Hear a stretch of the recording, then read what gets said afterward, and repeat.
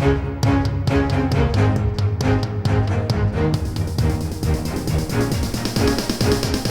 is the Washington Times front page for the first day of February, Wednesday, February 1st, 2023. Thanks for joining us. I'm George Gerbo. The Biden administration has been tight-lipped about Secretary of State Antony Blinken's agenda for a visit to China Sunday and Monday.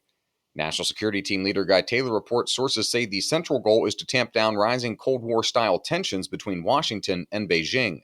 Blinken is being dispatched to try to build on the guarded smiles that President Biden and Chinese leader Xi Jinping exchanged in November on the sidelines of the Group of 20 summit in Indonesia.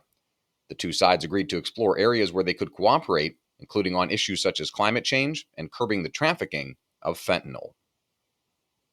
Most of the focus of pandemic misspending has been on fraudsters who stole money from unemployment or small business loan programs. But Stephen Dinan reports auditors are finding that state and local governments also use taxpayers' money on wish list purchases that strayed far beyond pandemic needs. Schools in Orange County, Florida spent some of their pandemic assistance on a virtual reality playground, while hundreds of other jurisdictions bought playground equipment. Boston used pandemic money to buy vending machines that dispense condoms and syringes in high drug use areas. Officials figured that users needed access to clean supplies when dispensaries were closed. And in Utah, one county spent hundreds of thousands of dollars on snowmaking equipment for a snow tubing hill. An 18-month investigation by the Columbia Journalism Review has found that news organizations didn't follow their own rules for using anonymous sources and refused to be transparent about their work in attempting to prove links between the Trump campaign in 2016 and Russia. Dave Boyer reports the lengthy review showed that news media, including the New York Times, tended to ignore facts that ran counter to the prevailing narrative. CJR's report was also critical of the media's turbocharged use of intentionally vague descriptors of anonymous sources, such as government official or American official, which it said were often used to mask congressional leakers. You can read all of these stories at WashingtonTimes.com/front page. You can also find the entire lineup of Washington Times podcasts at WashingtonTimes.com/podcasts.